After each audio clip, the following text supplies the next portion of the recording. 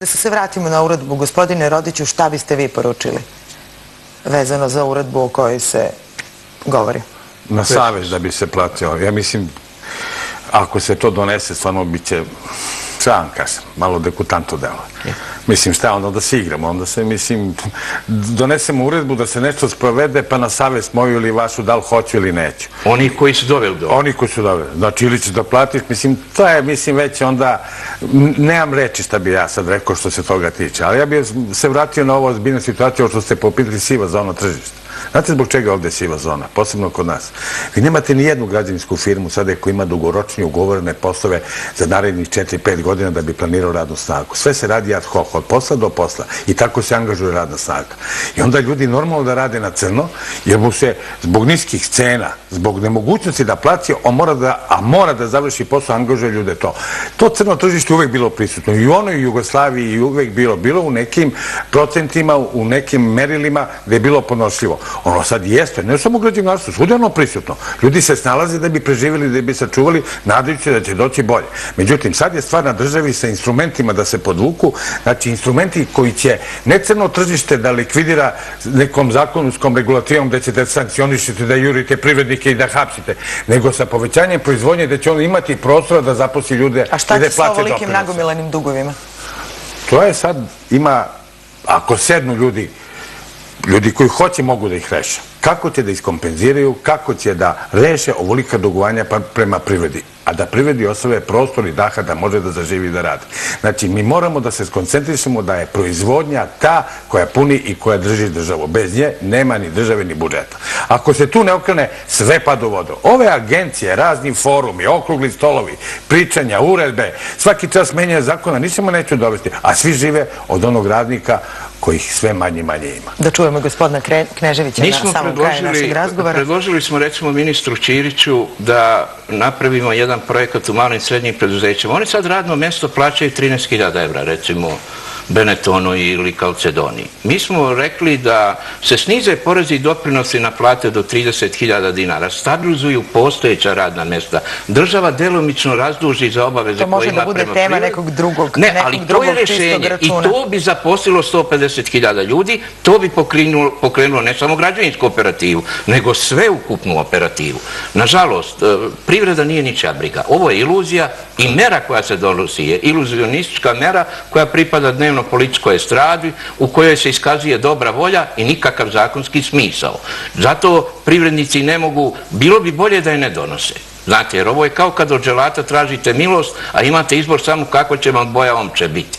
Ne može se rešavati sistemski problemi improvizacijama dnevno političkih potreba za novim izborima. To je kratkog daha, jako naivno i zato ćemo, ako ništa, onda kao savest iz OPA pokušavati govoriti da je to i čak i politički besmisleno. Hvala vam što ste bili gosti Čistog računa. Ostanite sa nama jer ćete u nastavku emisije videti. Rebalans budžeta na tapetu. Deficit će biti povećan sa 4,1 na 4,5% BDP-a. Ništa neočekivano, kažu ekonomisti. O rebalansu budžeta vlada bi trebalo da raspravlja sutra. Sa MMF-om je dogovoreno da deficit umesto 140 bude 153 milijarde dinara. Da bi budžetska rupa ostala, u tim okvirima vlada će morati da uštedi 20 milijardi dinara. Pitanje je ko će morati da steže kaiš. Analitičari smatraju da će i ovoga puta stradati investicije na račun plata i penzija. Prilog Emine Kovačević. U Srbiji ništa novo. Troškovi veliki, a prihodi mali, pa vlada mora da poveća rupu u budžetu. I ove godine država će potrošiti više nego što je prvobitno bilo planirano. Takva praksa se nastavlja već 10 godina. Ovoga puta deficit će biti za 13 milijardi dinara više nego što je početkom godine planirano i to pre svega zato što su izostali prihodi jer ni rast bruto domaćeg proizvoda neće biti 3 nego 2%. Povećanje deficita sa 4,1 na 4,5% BDP-a, odnosno sa 140 na oko 153 milijarde dinara, dogovoreno je sa MMF-om. Usvajanje rebalansa do kraja septembra uslov je da bord direktora MMF-a odobri aranžman iz predostrožnosti sa Srbijom. Iako povećava rupu u kasi, vlada će morati i da štedi. Prema procenama Fiskalnog saveta čak 20 milijardi dinara. Na ovu akrobatiku primorana je jer su troškovi za plate i penzije veći, a prihodi od poreza manji. Još se nagađa ko će će morati da steže kaiš. Ključni problem ove zemlje što se uvek štedi na kapitalnim investicijama, na onome što bi trebalo stvori bolje uslove za poslovanje, dakle omogući nekakav budući privredni rast. Ponovo će para biti samo za plate i penzije, a za sve investicije ćemo vidjeti šta će sa njima biti i da li će ih ikada i biti. Dodatno stezanje kaiša čeka i neke nezavisne institucije. Poverenik za informacije od javnog značaja Rodoljub Šabić imaće za 17% manji budžet. Negoduje i tvrdi da je i do sada štedeo.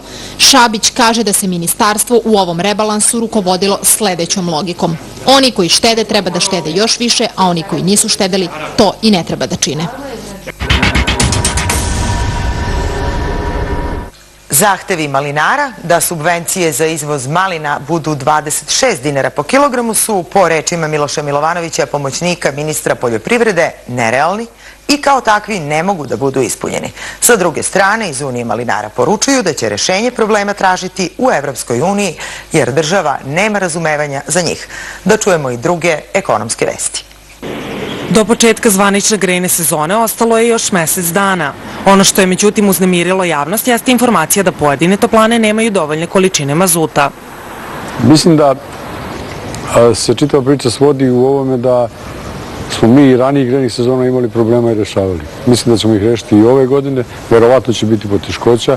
Za razliku od pojedinih toplana u Srbiji, javno-komunalno preduzeće Beogradske elektrane na vreme rešilo problem zaliha. Što se tiče Beograda, mi taj problem nemamo, znači mi smo još u junu mesecu potpisali ugovor sa Naftnom industrijom Srbije i od jula meseca smo počeli da povlačimo određene količine mazuta, trenutno imamo na stanju negde oko 30.000 tona. Iako postoji uveravanje da će energenata biti dovoljno za cijelu grejnu sezonu, još uvek se ne zna da li će cijena grejanja ostati ista s obzirom na to da iz Srbijagasa već najavljeno poskupljenje tog energenta, kao i da je prosječna cijena mazuta od kraja prošle do početka ove grejne sezone skočila sa 37,5 na 57 dinara, istakao je Lečić. Generalni direktor Beogradskih elektrana Zoran Predić smatra da će se do početka grejanja stvari iskrisalisati.